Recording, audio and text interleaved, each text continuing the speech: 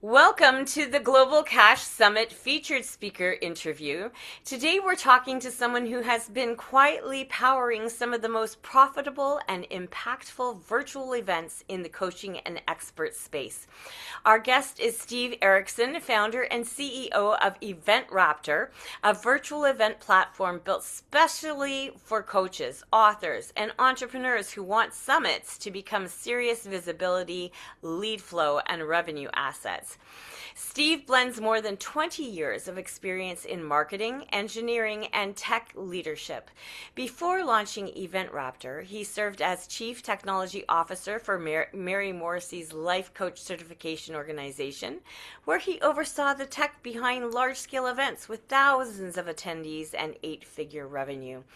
When he couldn't find a system that could handle the demands of his own coaching summit, he did what true architects do. He built one. EventRaptor was designed to eliminate 90% of the manual work most hosts endure, centralizing speaker management, pages, email automation, attendee experience, and analytics in one place. He's been behind or on virtual stages of events like the Profitable Speaker Summit, Own Your Stage, and the Solopreneur Acceleration Summit. And he speaks on topics like crafting profitable virtual events, leveraging technology to scale a coaching business, and using summits as the fastest path to authority and clients. Steve, I'm so glad you're here. Welcome to the Global Cash Summit. Thank you so much for having me here, Cassandra. I'm really excited about this. I love it. And I'm really excited to let our audience see what's possible when events stop being chaotic, one-off projects, and start becoming real assets in their business. So let's start at the beginning of this story. You've been behind the tech for massive coaching events and now run EventRaptor. When you were in the trenches as CTO for an eight-figure coaching organization, what did you start to see that most coaches and founders are missing above or about events? Well, the first thing people are missing is that it's a fantastic chance to be in front of many people at the same time, so one to many, which saves you a lot of time when you are trying to actually convert people to buying your program. So that's number one. I knew when I started coaching that I needed to be in front of a lot of people and making my offers. And that's why I started with virtual events.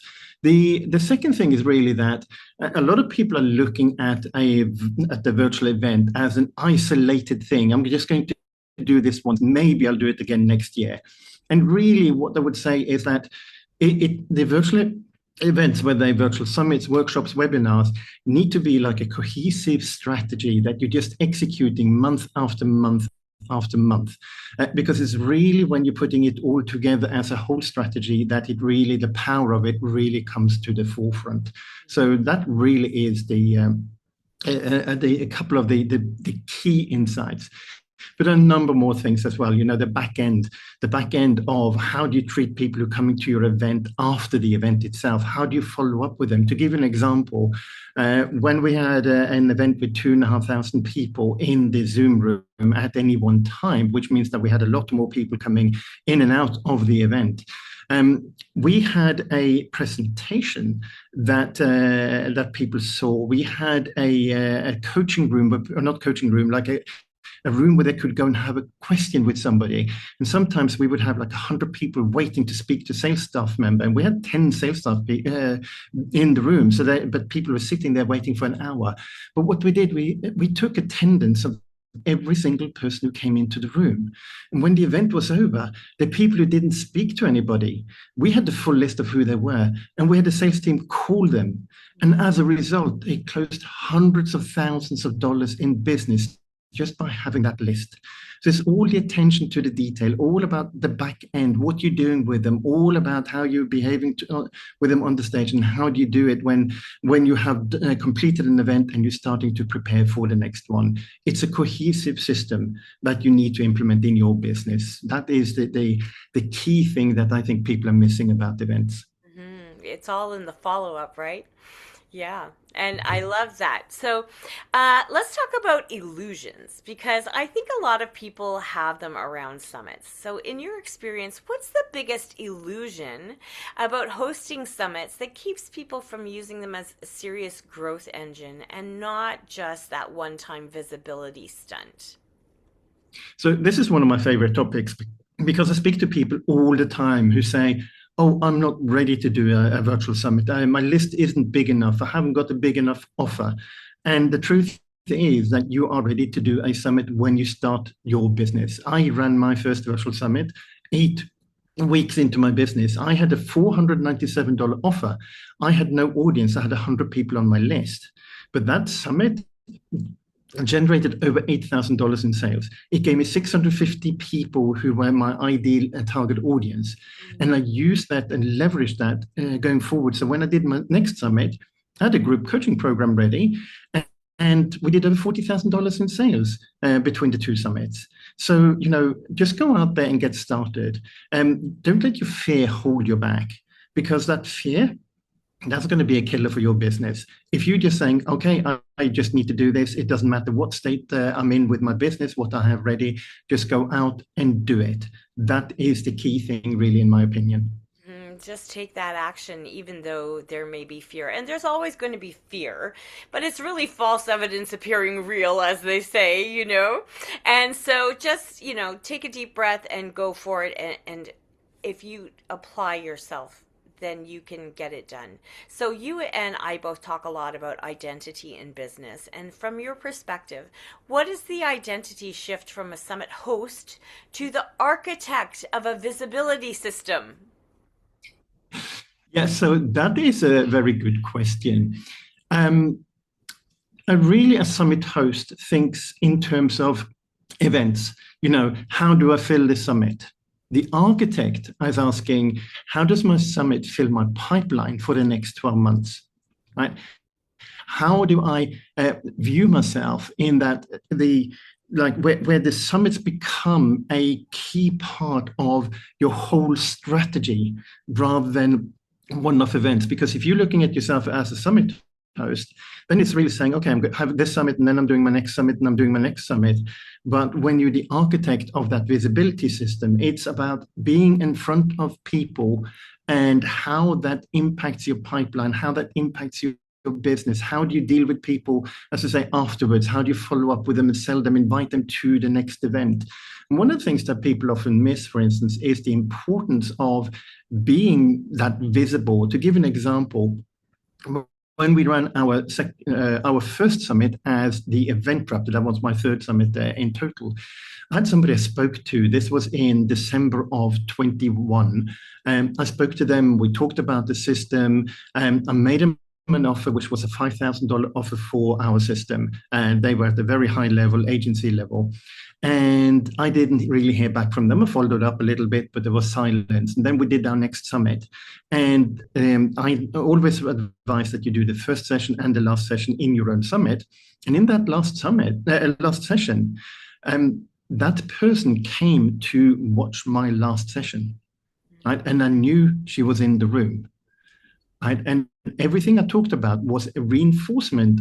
It so happens it was a reinforcement of that initial meeting. And when she saw what I talked about, she said to me afterwards, I was ready to go with somebody else. I was going to pay that $5,000 to somebody else. But when you spoke, that last session convinced me to go with you. And that was a $5,000 sale. So look at it. How is it a strategic thing for your business? That's when you become an architect instead of just a summit host. Mm-hmm. Yeah, that ownership of the vision of what you have, what you want to create, what you want your future to look like, who you want to serve. Yes, I get that. So you and I both know the duct-taped tech stack. The funnels here, the spreadsheets there, the random forms, the manual copy-paste, the 10 different systems. So what are the hidden costs of that emotionally, financially, and in lost opportunity? Well, that's a very good question. And when early on in the EventRaptor life, I spoke to somebody who said, "Oh, I never want to run a summit again," because when I ran my summit, I thought it was going to be easy, and then I had to put my life on hold for 3 months. My life, my business, everything stopped up because there was so much work doing the business. And then when we spoke, there literally were no systems. There he had emails going in and out, and he was like losing them, and he didn't know which speaker was at what stage with the information they were providing. It was just like firefighting. And because of the amount of time that took, if you put your business on hold, he stopped having sales conversations. So that was lost business. He didn't have the proper strategies and planning in place. So there was lost opportunities to actually do VIP sales. He didn't have proper tracking in place. So he didn't know how many registrants the speakers were bringing in. Because one of the things we teach is that if you don't have a budget really to promote your event using Facebook advertising or Google advertising, you rely on speakers promoting, and speakers pay to be on your stage primarily by promoting the event. And you need to track that. How are they doing? So it's really, really challenging when you are doing that like piecemeal and without the tech to support you. And that was really the motivation for building the EventRaptor system, because in our system, the speakers are doing a lot of the editing of their own information. If they need to change the link, they go in and change the link, and then it updates everywhere in the system. Whereas when he was doing it, he lost track of what link was supposed to be where and what pages was supposed to be on. And when you have systems like that, when you have the tech that supports you, doing a whole summit can take 10 hours instead of 3 months. And so it makes a huge difference. Wow. So let's zoom out for a moment. There's a lot of noise out there. There are ad funnels, social posts, webinars. From your vantage point, why do summits still win in 2026 as one of the fastest paths to authority, visibility, and client acquisition? Oh, that's again an excellent question, because I actually do an hour-long talk on that particular topic. So summits are wonderful because you make money while you're building your list. You make money while you're getting your ideal prospects and your ideal audience.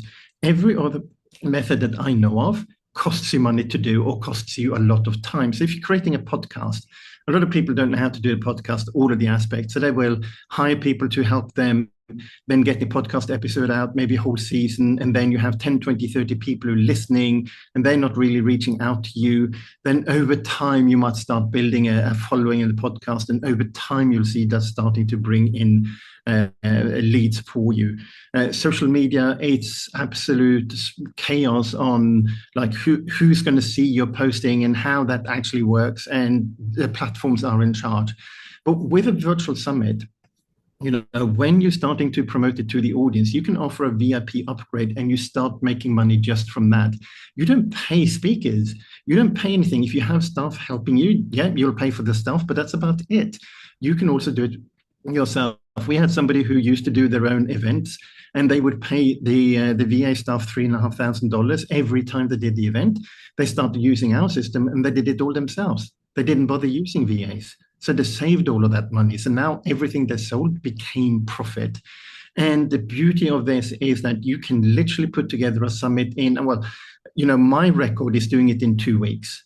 I started business on 6th of July of 2020, 31st of August, we ran our first summit. It was only 2 weeks before that we started building the summit. And I wouldn't recommend that to anybody at all. We recommend 3 months. But the fact of the matter is, you can put together a summit. If you have access to the speakers, you can put the summit together very, very quickly, and it costs you zero to do. And then you can get hundreds of people in on your mailing list without paying. If you're trying to advertise and getting hundreds of people into your list, you easily pay $10, $20, $50 for a qualified lead. So that's going to cost you thousands and thousands of dollars. A virtual summit is free or very, very low cost. And of course, as an architect, you build it once and you reuse it. We are doing now the Solopreneur Accelerator Summit was the 5th time I think we were running it now. The Own Your Stage is the 7th time, the next time we are running it. We have it all ready. We have the swipe copy pretty much ready. We we do change it a little bit depending on the speakers and what the topics are going to be. But the strategy is there. We're having people who apply because we're doing it for the 7th time, so they want to be part of that as well. So that's really is that as an architect, you build once, you reuse it, and you keep your strategy up. A hustler sees the summit as the destination. They just want to do one and get it over with, and then they don't think about it until they start again, kind of thing. So that's really the difference, I think. Yeah, and for someone listening right now who's already feeling overwhelmed just hearing the word summit, we can sort of simplify things a little bit. So what does a simple scalable summit operating system actually look like at a high level? So like what are the core components every host needs to have in place? Right, so you need to have an understanding of who's your target audience. That is for us always where you start. Who is your target audience? And what's very, very important about that is you need to look at who's the target audience who's going to buy your offer. Right, so you need to understand your offer. So we start with the end in mind. You need to understand your offer. You need to understand the audience who's going to buy that. Then you create a summit around that. What kind of topics, what kind of themes would you like to have in your summit that target audience is going to be interested in? And then you start looking for speakers who can talk into that. When you have that strategy in place, then you can just promote it again and again to in the future again, saying we're doing the next one. Here's the target audience. Here's what we want people to talk about, etc. So you can make it a series of summits instead. And when you have those things, you can do swipe copy. The swipe copy is what the speakers are going to use to actually promote the event. When you have that as a starting point, people can go out and start promoting very early on. You can do that as well. Also, the request for speaker information, where you're saying, hey, this is what the summit is about. Here's who the audience is going to be. Here's the topics. If you'd like to speak around this, if you think you're qualified, come here and apply, and we'll have a conversation about that. If you have that in place, that saves you a lot of time, and you can just reuse it time and time again. And the rest is really about having the tech systems to support you to make the whole process really, really easy. You've seen both chaos and clean infrastructure. Would you share a story, without naming names, of a summit or an event that was in chaos and what changed when the right systems were put in place? Yeah, absolutely. We've had several people who talk to us, and it really is when we get involved in the strategy. If the most chaos that we see is people who don't understand who they're selling to, right? They don't understand what their offer is. They don't understand why people want to buy their offer. And we also talk about there are different types of summits. There is the live summit where people are in Zoom and the speakers are speaking live on the event. And then you have the recorded summit where the speakers are submitting recordings. And the challenge is here that a lot of people think that they're going to do a recorded summit and make a ton of money, make tens of thousands. We literally have people who come to us and saying, hey, I thought I was going to make like $50,000 in sales with my recorded summit. And that doesn't really happen unless you have thousands and thousands of people signing up. And that doesn't normally happen, right? So when people are treating it like that, they don't understand what they're doing. And then it's the chaos of trying the coordination where people are missing out on things, where the speakers are saying, I never got my swipe copy, they don't understand what they're supposed to do. And that's what we're trying to work on really hard within our automated systems, is to provide all of that information so they know exactly, in our system, the speakers go to their page with all of their information, and there's a link there to go and get the swipe copy. They don't need to go and look for it anyway. It's right there in the system, for instance. So when we see that people are using our system, their stress levels really decrease. Before that, they're here, there, and everywhere. As I mentioned, the guy who spent 3 months putting his life on hold. It's that kind of thing that we don't want you to go through when you are trying to deal with so many different speakers. Because we had one host in our ecosystem. They did 80 interviews, pre-recorded summit with 80 interviews. Can you imagine to try to keep track of 80 interviews and sessions and speaker information using manual methods, right? It's next to impossible. You are going to mess up. It's as simple as that. And instead, having a system that supports that and makes that easy, and where the speakers themselves do most of the updating, that makes it all systematized, really. And that will really make your life a lot easier. I love that. And you have a phrase that you have spoken to before, and I love that. It's architect versus the hustler. So can you unpack that for us? So how does the summit architect think and behave differently from someone who's constantly scrambling just to get through to the next launch? Yeah, so the hustlers really are reacting. Architects anticipate. It's all about the difference between reacting to circumstances around you and anticipating, planning, being organized. Architects will do that, build once. They will think about, how do I do this in the future? How do I save myself time? The hustlers are putting something out there, and then they're starting to get people in. They go like, "Oh, I need to do my next bit. What am I supposed to do next?" So that becomes very challenging for them when they are in that position. So we always recommend that you become the architect, that you're thinking about it strategically rather than being a hustler. And also the hustler will look at it as a one thing only. Right? I'm going to do this and then I'm done with it, and maybe I'll do another one. But the architect is the one who says, here is how I'm using it in my business to drive more sales. And one of the things we get is that people are saying, "Oh, you can't sell a high ticket offer in your event if you're doing a summit. You have to do something else." Last time we did the Solopreneur Accelerator Summit, we sold a $10,000 offer, and we had buyers. We had appointments for it, and we made a sale for it. And so, and that's in addition to everything else. When we did our first Own Your Stage Summit, which we now are doing the 7th version of, the first one we did of those has generated over a 2-year period, has generated over $50,000 in sales. Amazing. Right? So that's what the architect does. I love that. I love that. So planning and really being strategic about things instead of operating like a bunch of firefighters, putting out the flames all the time. So we've framed this summit around business identity and legacy. How do you see summit supporting long-term legacy and business maturity, not just short-term lead spikes or cash injections? That's an excellent question again.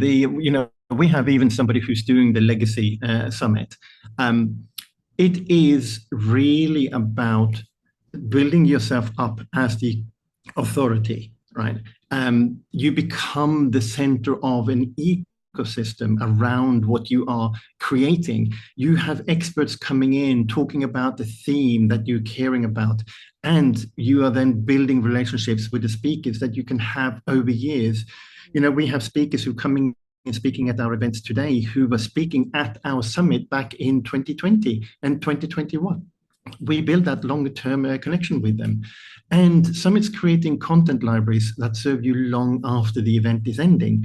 You own the rights for the videos that are created from your summit. You record, of course, the live ones. You have the recordings from the that's been supplied by the speakers. You can sell these. You can put them into a membership program as well and use it to build up that legacy over a long time. The good thing is really when you're looking at the business maturity and the legacy and having that in mind, summits are teaching you to think in systems rather than hustle, right? It forces you to think about, what do I do with the assets that we're creating? How do we use them later?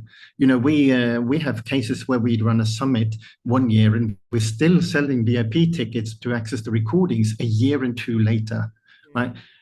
So it's really, really valuable to think about the legacy part of this. It's not really about just one big moment. It's about being consistent, having presence over time. Yeah, and that's where this conversation belongs, really beyond the tactics into the architecture. A summit can literally be part of your business spine, not just a side project. So let's make this very real for people. If someone listening decided, okay, I'm ready to stop dabbling and start thinking about summits as an asset, what is the one action you would have them take in the next 30 days to future proof their visibility? That's a good question. And I would say that if you want to future-proof your visibility in 30 days, get on other people's stages, right? And start thinking about building your own stages. Pitch yourself to go and speak at 3 to 5 summits in your niche, right? Make a decision you are going to do it right away. That's the key thing, really, that you make a decision. We have done a few things in our life where I've been asked, like, how did you manage to do it? I'll give you an example. We moved from the UK. I was living in the UK for 21 years. We have 2 kids and my wife, and we decided to go and live in the Canary Islands in Tenerife, which is off the coast of Africa. And I was speaking to a taxi driver going to the airport. I was in Ireland for a brief moment, and the taxi driver said, like, how did you manage to make it happen? And I looked at him and said, like, I just made a decision. I just made a decision. And then everything happened from then. So really make the decision, first of all, that you're going to go and speak at other people's events. That is one of the key things. And start thinking about what is your own event, right? What is it about? What's the theme? Who's your target audience? And make a decision that you are going to do your own event. That is the key thing.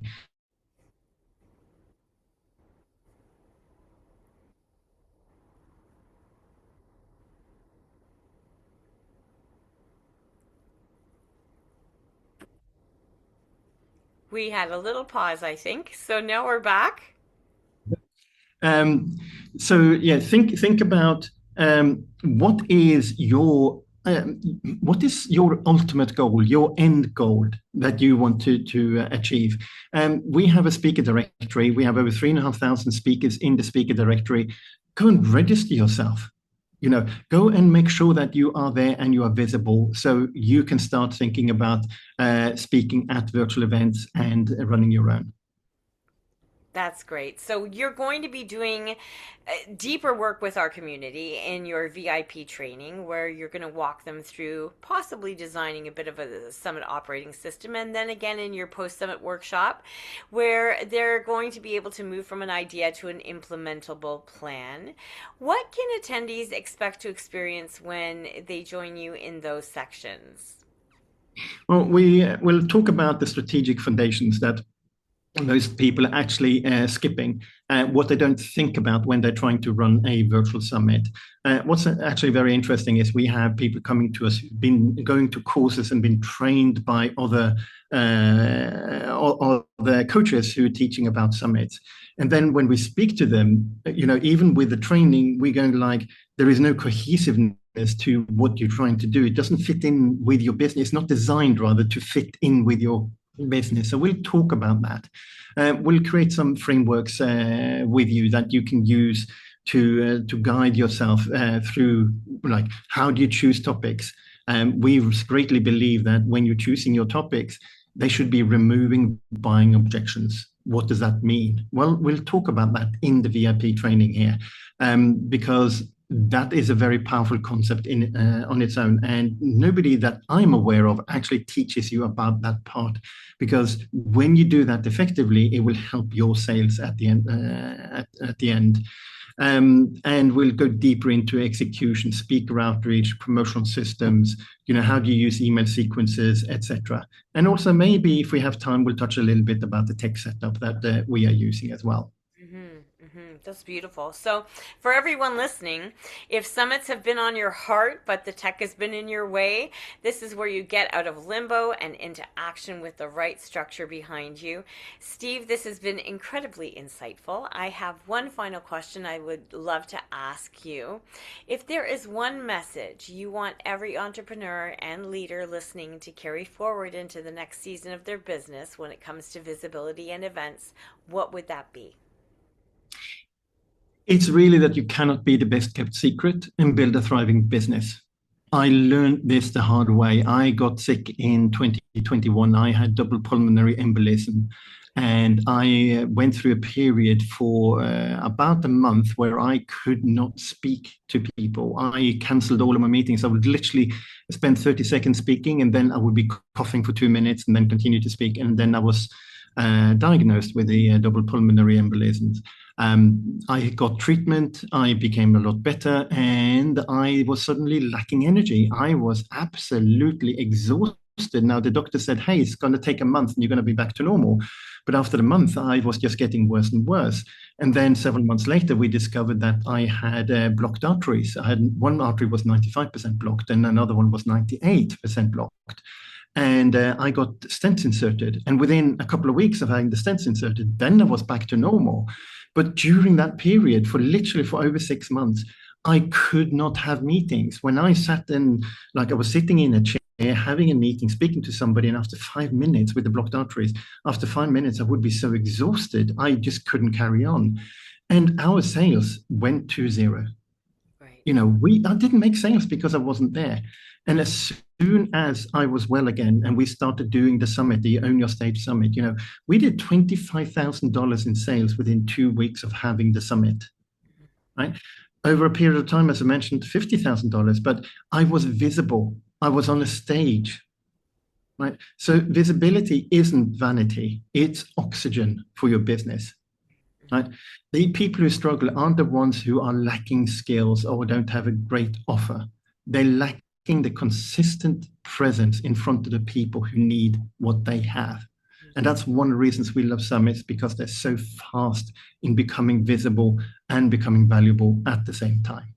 Thank you, Steve. Your work is such an important bridge between vision and implementation. So for those of you watching, make sure you plug into Steve's VIP training and his post-summit workshop if you're serious about turning summits into a true visibility engine, not just another exhausting project. This is where you learn how to architect it properly. Steve, thank you again for sharing your wisdom with our Global Cash Summit community. I look forward to seeing you on the main stage. Thank you. Thank you so much, Cassandra. It's been a pleasure.